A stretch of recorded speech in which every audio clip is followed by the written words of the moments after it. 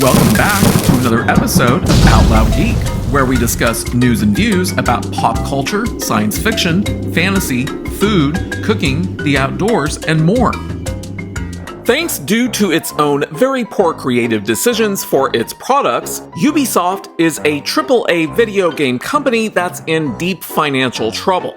Between its woke management and woke designers, its most recent video game offering, the very underwhelming and buggy video game Star Wars Outlaws that was released at the end of August, is a clear example of the company's poor creative decisions, as is its upcoming video game offering, the already much criticized Assassin's Creed Shadows, whose release was recently pushed back into 2025. Consequently, the result of the company's recurring very poor creative decisions has ultimately led to poor sales and lost revenue. I talked about the video game Star Wars Outlaws and its very poor sales numbers in a detailed video that I had released earlier this month on October 4th. It doesn't require a PhD in business to understand that when companies create undesirable, high-priced, and low-quality products, that consumers aren't going to buy them.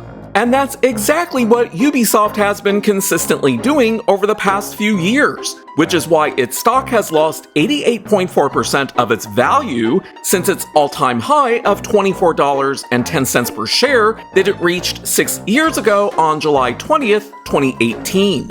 And since then, its stock value has only gone down. So much so that as of the time that I am recording this video on October 16th, 2024, its current stock price is around $2.79 per share, which is also 49.9% below its opening stock price of $5.57 per share when the company went public on October 17th, 2008, and that was 16 years ago tomorrow. So with its plummeting stock and unwanted video game products, Chinese video game company Tencent, which already owns around a 10% stake in the French-owned video game company, is contemplating a takeover from the Guillemot family, which founded Ubisoft and currently owns around a 20% stake in the company. And then Tencent might take Ubisoft private. Obviously, Ubisoft's biggest expense is undoubtedly its payroll, since the company employs around 19,000 plus people worldwide, and those employees aren't too happy right now with management, as expressed by a large number of them who have gone on strike across France. But before proceeding, I'd like to ask everyone to please like this video, please leave a comment, please subscribe to support this channel, and please press the bell to receive notifications. Thanks! So given that Ubisoft is a French-owned company and many of its workers in France are now on strike, a lot of the news articles about this are in French, and since I don't speak French, I had to find an article in English that explains what's going on. And fortunately, I found one on a website called Rock Paper Shotgun, which released this article on October 16th entitled 700 Ubisoft staff in France hold strikes in response to worldwide return to office mandate from Assassin's Creed publisher. And the article reads as follows. Back in September, open-world video game publisher Ubisoft put out a 3 days per week return-to-office mandate for their entire staff worldwide, which was a decision that French Video Game Workers Union, the STJV, said was, quote, made without any tangible justification or any consultation with the workers' representatives, unquote. In response, the STJV called on staff in France to hold a 3-day strike beginning yesterday, which the union reports to be underway with the participation of more than 700 workers, as reported by French newspaper Le Monde. Quote, this decision was announced immediately after the failure of the profit-sharing negotiations, unquote, STJV wrote at the time. And I highly doubt that Ubisoft has any profits at the moment. Quote, exactly like previous salary negotiations, management's proposals were unacceptable, the negotiations timetable was appalling, and management was deaf to the proposals of the various employee representatives, unquote. I'll just be honest here and say that I highly doubt that Ubisoft's current management actually gives a damn about the well-being of its employees. But the SJTV quote in the article goes on as follows. Quote, after more than 5 years of working efficiently in the current remote work context, many of our colleagues have built or rebuilt their lives, family life, housing, parenthood, etc., and simply cannot return to the previous working conditions. Our employer knows this perfectly well. The consequence of its decision will be the loss of our colleagues' jobs, the disorganization of many game projects, and a drastic increase in psychosocial risks for those who remain, unquote. And this next part is why I really liked this particular English article. The tactic that the STJV refers to here, sometimes called soft layoffs, is that RTO mandates are a deliberate ploy on the part of an employer to restructure a workforce without firing workers outright, an approach that disproportionately affects clinically vulnerable people and others who can't work in the office without reasonable adjustments. And I was unfamiliar with the term soft layoffs before I read this article, even though I have witnessed it firsthand, and it resulted in very negative consequences.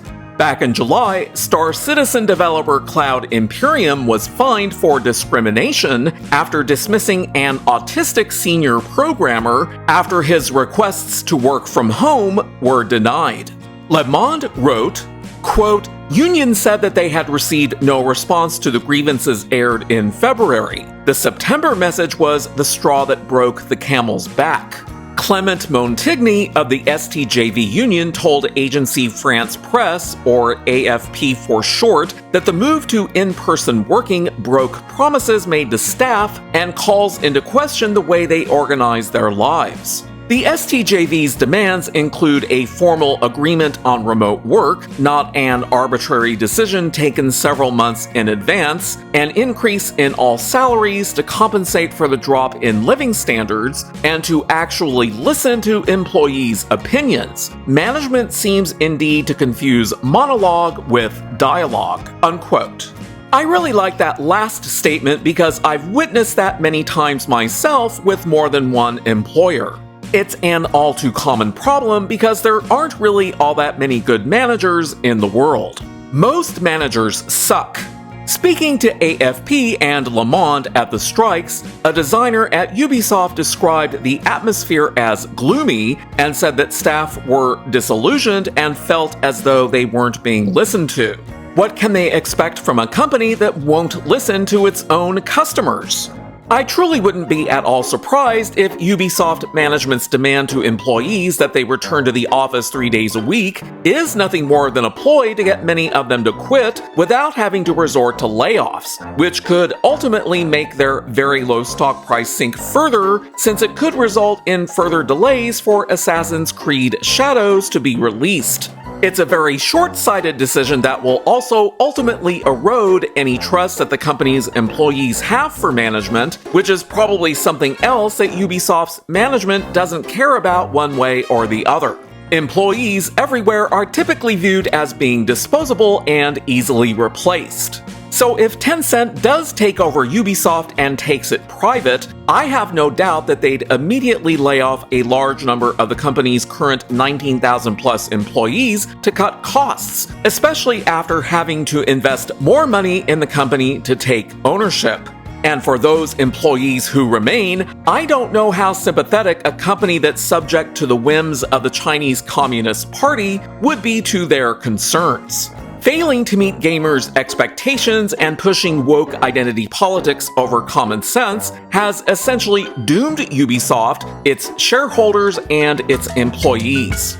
Thanks for watching today, and a huge thanks to each and every one of you who has subscribed to support this channel. You can also find us on Facebook, Instagram, Threads, X, and Blue Sky by clicking on the links in the description. Until next time, this is Out Loud Geek.